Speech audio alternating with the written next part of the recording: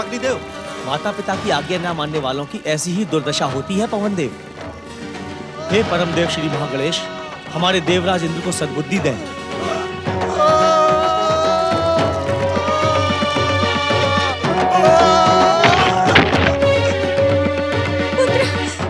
पुत्र इंद्र, मेरे पुत्र को क्या हुआ स्वामी? हे परम देव श्री महागणेश, मेरे पुत्र की रक्षा करें, इसकी भूल को क्षमा करें परम देव। पुत्र इंद्र, उठो पुत्र इंद्र, पुत्र इंद्र, उठो मेरे पुत्र इंद्र। देवी अदिति, ऋषि कश्यप, देवगणों, इस बार भूल इंद्र ने नहीं, आप लोगों ने की है। परम देव श्री महागणेश की आराधना अधूरी छोड़ देने से आप लोगों की इच्छा भला कैसे पूरी हो सकती है?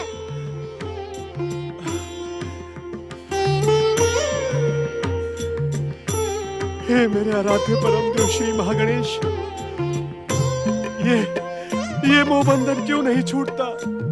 मुझे ज्ञानी कश्यप का मन आप में ही लीन क्यों नहीं हो जाता? परम देव श्री महागणेश, क्षमा करे हे क्षमा निधान, दया करे हे दया निधान, कृपा करे हे कृपा निधान।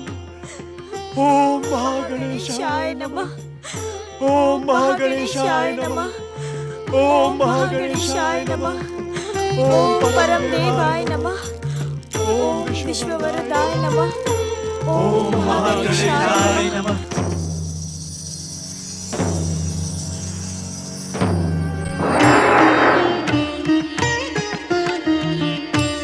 दैत्य जाति के गौरव को सफलता के शिखर पर पहुंचाने वाली दैत्य माता अदिति, चेतना को प्राप्त करके तुम दैत्य जाति का कल्याण करो।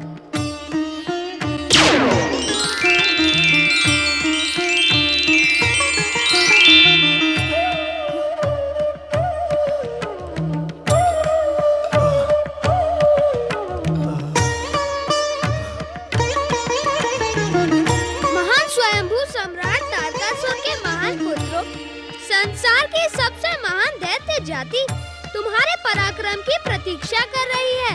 उठो और अपने वरदान के योग्य आदर प्राप्त करो।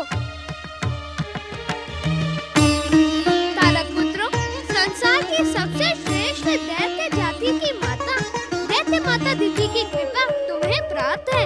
इनकी कृपा मात्र से तुम दैत्य जाति के ध्वज को सबसे ऊंचा फहरा सकते हो।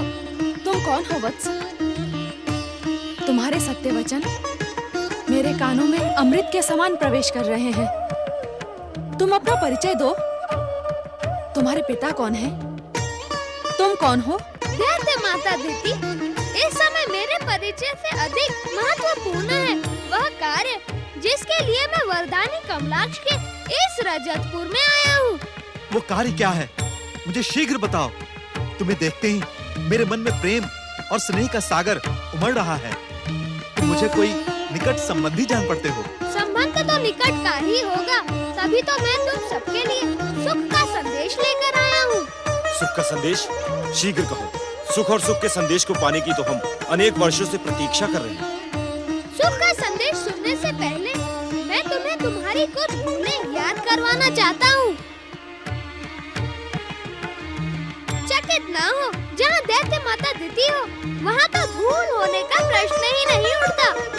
वास्तव में भूल तुमने नहीं, किसी और ने की। उसने तुम्हें भ्रमित भी किया है। हमें भ्रमित करने वाला कौन है? क्या तुम उसे नहीं जानते? तुम्हारी दैत्य माता अदिति तुम्हारे उस शत्रु को भली भांति जानती है। क्या यह सत्य नहीं है दैत्य माता कि दैत्य शत्रु शुक्राचार्य ने तारक पुत्रों को शिव भक्ति के नाम पर भ्रमित किया है? तुम्हारा कथन असत्य हो ही नहीं सकता वत्स। मैं पहले से ही जानती थी कि शुक्राचार्य दैत्य शत्रु हैं। शुक्राचार्य की प्रेरणा पर तुमने शिव आराधना करके अपना अमूल्य समय नष्ट किया। महान तारकासुर के पुत्रों, तुम अपनी शक्ति को भूलकर उस शक्तिहीन शिव की आराधना करते रहे, जो निराशा, अपमान और दुख के अतिरिक्त तुम्हें कुछ नहीं दे सकता। सुंदर बालक, कहीं तुम सत्य तो नहीं?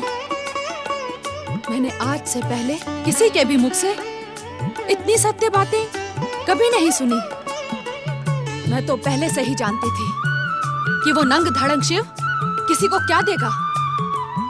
मैंने बार बार तारक पुत्रों को रोका, परंतु ये मेरी सुनते ही नहीं थे। वत्स, तुम अपना परिचय तो दो। तुम हमारे विषय में सब कुछ जानते हो। तुम हो कौन? यदि तुम अपना परिचय देना नहीं चाहते तो ना दो, परंतु इतना तो बता दो कि तुम मेरे इस वरदानी रजतपुर के भीतर कैसे आ गए। मैं अपने और अपनी शक्ति के विषय में तुम्हें सब कुछ बताऊंगा, परंतु पहले जो सुख का संदेश लेकर मैं यहाँ आया था उसे तो सुन लो। हाँ, सुनाओ सुख का संदेश।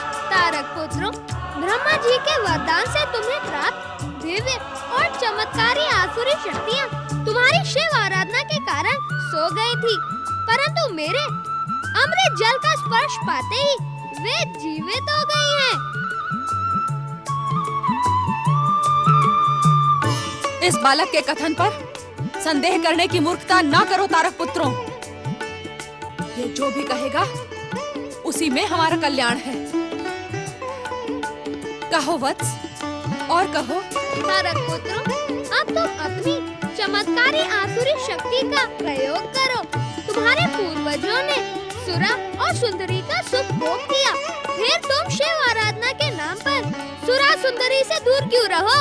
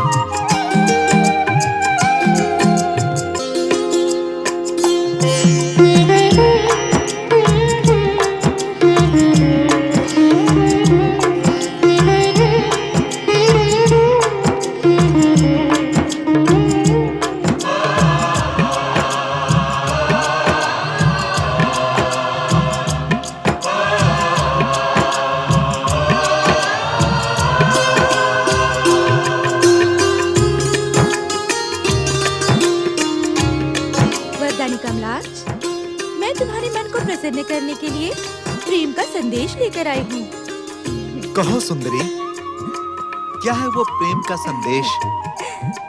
इस सुरा का पान करते ही तुम मेरे प्रेम का संदेश स्वयं ही जान जाओगे।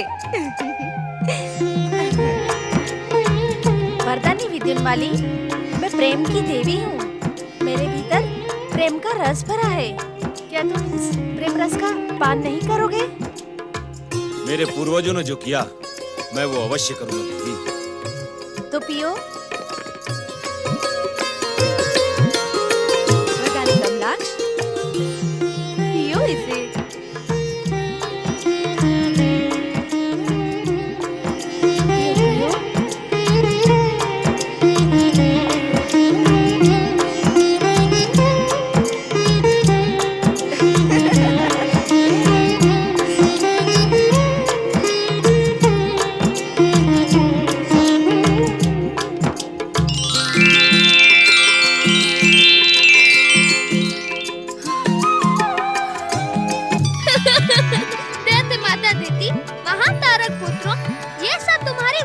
शक्ति का चमत्कार है जिसे तुम भूल चुके थे। मैंने कुछ नहीं किया, केवल तुम्हारी शक्ति को जगा दिया है। अब तुम इसी वरदानी शक्ति से इस रजतपुर के बंदी ग्रह को तोड़कर संसार में दैत्य साम्राज्य की स्थापना करो। अवश्य। अब इस संसार में दैत्य साम्राज्य की स्थापना अवश्य होगी। वरदानी कमलाक्ष, संसार में दैत्य साम्राज्य की स्थापना से पहले एक और आवश्यक कार्य तुम दोनों को पूरा करना होगा। वो कार्य क्या है? दैत्य शत्रु शुक्राचार्य को दंडित करना। उसने तुम दोनों को भ्रमित करने का दुस्साहस किया है। हाँ हाँ, वरदानी कमलाक्ष, वो दुष्ट दैत्य शत्रु शुक्राचार्य दंडित करने के ही योग्य है। उसे दंडित करने के लिए मैं भी तुम्हारे साथ जाऊंगी।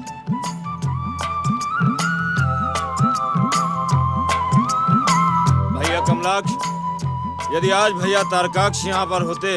अपने बड़े भैया तारकाक्ष की चिंता तुम न करो। वे भी शिव आराधना का त्याग करके सुरा और सुंदरी का सुख भोग कर रहे हैं। सुंदर बालक, क्या इस संसार में दैत्य साम्राज्य की स्थापना के अभियान में हमें अपने भैया तारकाक्ष का मार्गदर्शन नहीं मिलेगा?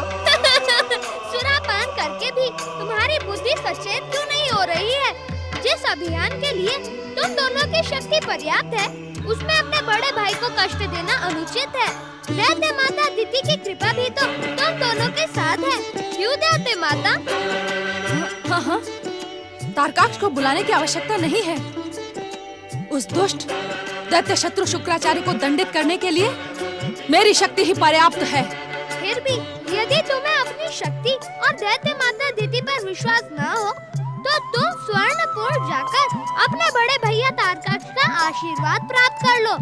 क्या भैया तारकाक्ष स्वर्णपुर लौट आए? सत्य को जानकर कौन अपना समय शिव आराधना में नष्ट करेगा? तुम्हारे भैया को स्वर्णपुर लौटे तो लंबा समय बीत चुका है। इस समय वे सुरा सुंदरी का सुख भोग कर रहे होंगे। तब तो हमें उनके सुखभोग में बाधा नहीं डालनी चाहिए। दैत्य माता दिति का कथन उचित है। हम दोनों संसार में दैत्य जाति की स्थापना करेंगे और भैया तारकाक्ष को संसार का सम्राट बनाएंगे। यही उचित होगा। छोटे भाइयों के रहते बड़ा भाई कष्ट करे, यह तो लज्जा की बात है। फिर तुम्हें अपनी शक्ति पर विश्वास होना चाहिए। हमें अपनी शक्ति पर पूरा विश्वास है। हम दैत्य साम्राज्य की स्थापना अवश्य करेंगे। यही उचित होगा।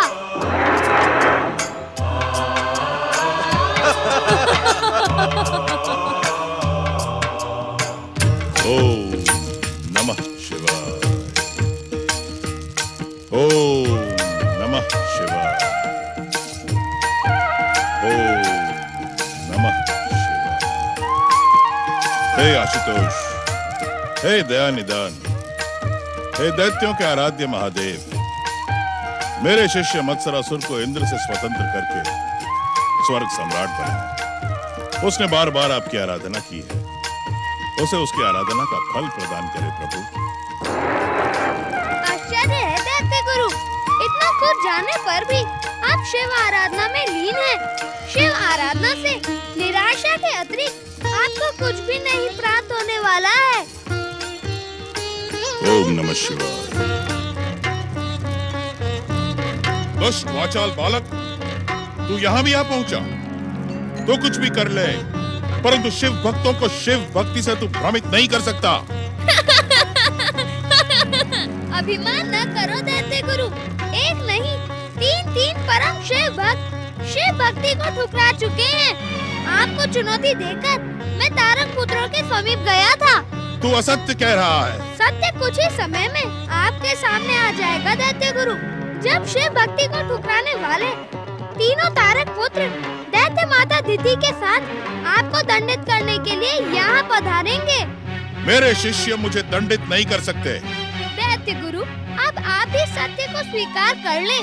इस कष्टकारी शिव भक्ति को छोड़कर दैत्य और असुरों की आसुरी शक्ति का सुख भोग करें। यदि इच्छा हो तो मैं आपके लिए भी सुरा सुंदरी प्रकट करवा सकता हूँ। क्या तूने सुरा सुंदरी के बल पर तारक पुत्रों को भ्रमित किया है? यही तो मैं आपको बताना चाहता हूँ दैत्य गुरु, कि शिव आराधना का ढोंग करने वाले सभी दैत्य और दानव स्वार्थी हैं। सुरा और सुंदरी के नाम पर उन्होंने क्षण मात्र में शिव भक्ति ठुकरा दी। अब आपका क्या विचार है दैत्य गुरु? दूर हो जा मेरी आंखों के सामने से। आप आंखें बंद कर ले, मैं आपके सामने से चला जाऊंगा। आपकी आज्ञा से तो मैं जाने वाला नहीं हूँ दैत्य गुरु। दुष्ट शिवनिंदक, जा, मैं तुझे शाप देता हूँ कि तेरा सर्वनाश हो जाए।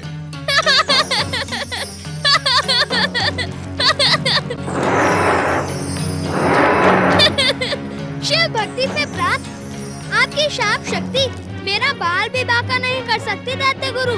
अभी भी समय है, अपने शिष्यों के समान शिव भक्ति ठुकरा दे। मैं तेरे समीप आकर अपनी तप शक्ति के प्रहार से तुझे सदा सदा के लिए समाप्त कर दूंगा। एक शिव निंदक को जीवित रहने का कोई अधिकार नहीं है। हर हर महादेव। दुष्ट दैत्य शत्रु शुक्राचार्य,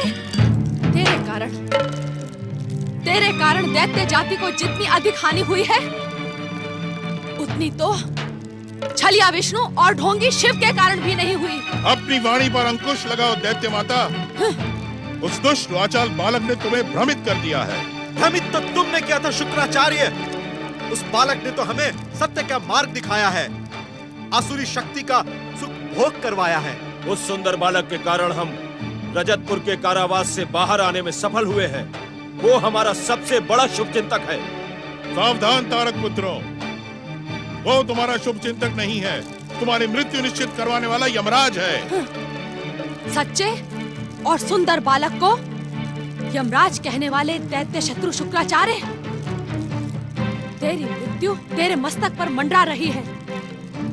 जा, अंतिम बार अपने आराध्य को याद कर ले।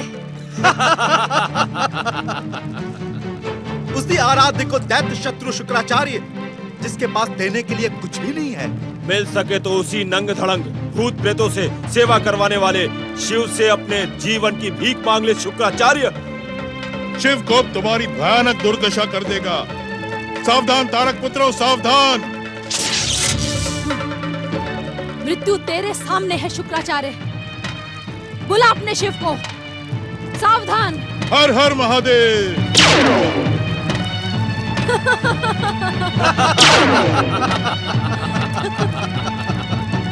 हमारी आसुरी शक्ति से भयभीत होकर दैत्य शत्रु शुक्राचार्य कायरों की भांति भाग गया।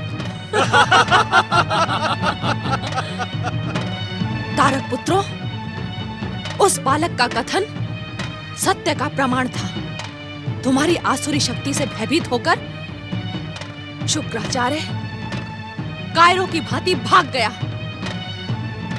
दैत्यों के आराध्य शिव भी उसकी रक्षा करने नहीं आए।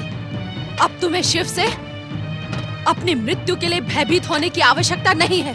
हमारे लिए क्या आज्ञा है दैत्य माता?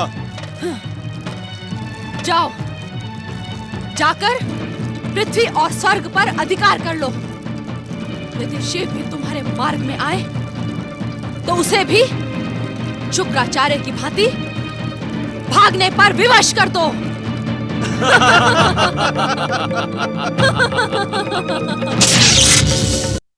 दुख हरता ये है सुखदाता।